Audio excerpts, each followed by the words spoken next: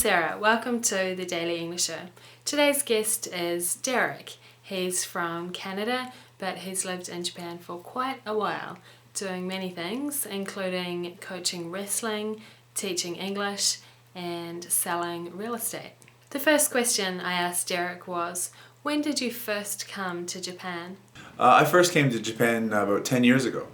I came to Niseko to be a snowboard and backcountry guide. On and off, I went back home 2 times to Canada, and other than that, I've been in Japan the whole time. Not only in Niseko, but in different places in Japan.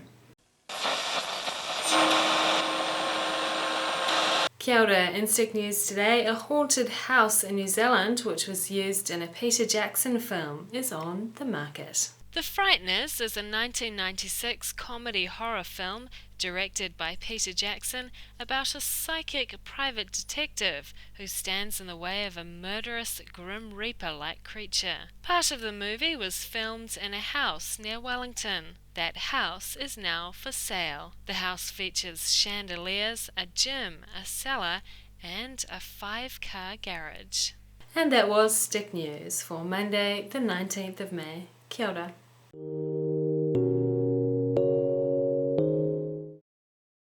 Whereabouts are you from? How does Niseko compare to Whistler? What are you doing now? What kind of fighting do you do? Do you enjoy selling property? Who's buying most of the property? How much has Niseko changed since you first came here? What do you think it'll be like in 5 years' time? Have you ever taught English? How did you learn Japanese? Do you have any advice for people who are studying English?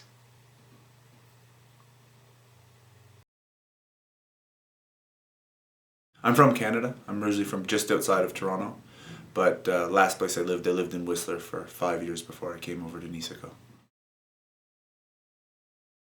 The million-dollar question. The difference is, I think, is that in Niseko, because of the snow, in terms of the mountain, they don't compare. Whistler is a real extreme sports mountain. But if you come here for a week, you'll pretty much guaranteed to get powder and good snow. Whereas if you come to Whistler for a week, you might get 2 days of rain, 1 day of fog. Over a season, the days in Whistler are better, but for consistency and for powder, Niseko is the best.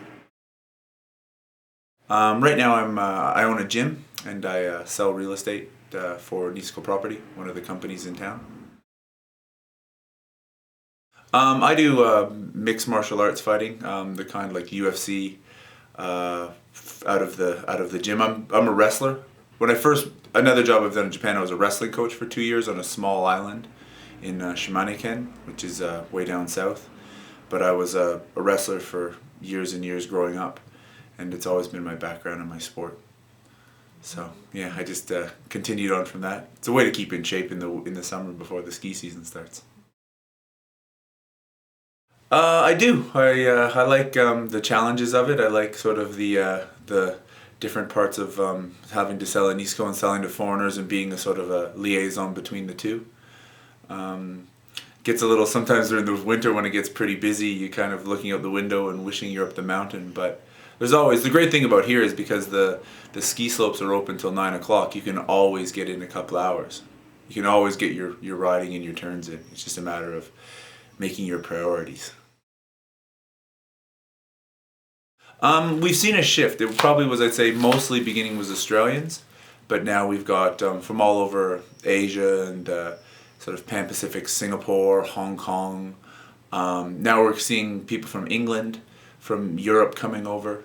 As European ski resorts have gone down in their snow quality, more and more people are coming here and just looking to invest into the area. Because it's still, compared to world markets for this size and this quality of a ski resort, it's still very undervalued. Well, back in the old days, you can talk about the old days. We every foreigner knew each other. There was 8 foreigners who lived here year round, and you would sort of stop with someone in the street and talk to them about who they were and where they were from. And used to take when you did strawberry fields on the hill, it would probably take 3 or 4 runs before you could get over to the mushrooms because nobody had to go and you had to sort of beat the path and make your way down. And this year when I came back, it turns into a race course pretty quickly. So it's a completely different feeling. But at the same time, 10 years ago, I used to pick potatoes in the fall, and there was sort of anything you could do for a job. Whereas now, because of the growth, there's opportunities, there's chances for people to do what they really love instead of sort of having to fight their way along. So there's still lots and lots of powder. I think it's going to continue to grow. I think more and more big resorts are going to come in. Hopefully, I'd like to see the place round out more. I mean, I love summer here in Niseko. I probably love summer in Niseko more than winter, and I hope that over the years it'll start to develop into a 4 seasons resort, and we'll get more and more people coming in for all 4 seasons. I have. I used to own an English school in Kuchan.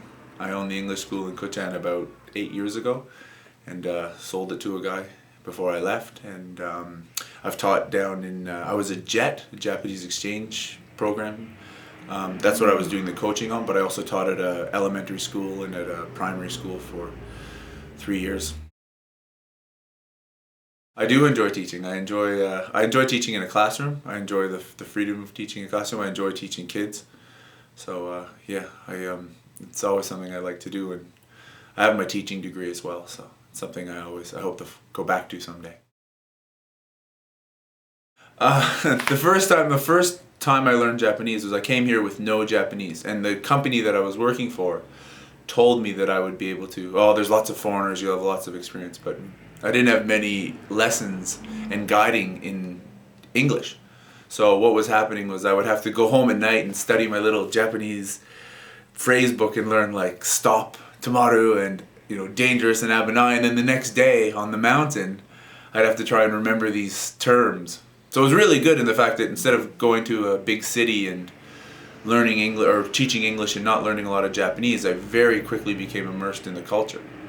And then when I lived on a very small island called Okinoshima down in Shimane, and I was coaching wrestling. And there was 2,000 people on the island, and I was the only foreigner, and the only foreigner that had lived there for 8 years. So I had this very few people spoke English. So I was having to coach every day. So it was a real sort of hands in the fire, kind of baptism by fire kind of learning Japanese. So my reading and my writing is okay. My reading's not so good, but I have a very casual Japanese style. I speak Osaka-ben too.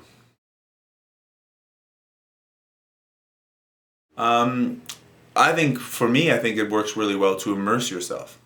I think it's a good opportunity to become involved in it, to learn English passively, to read a book and then to try and use it as a passive. It's very difficult to remember. As much as you can, interact with people it's their native language.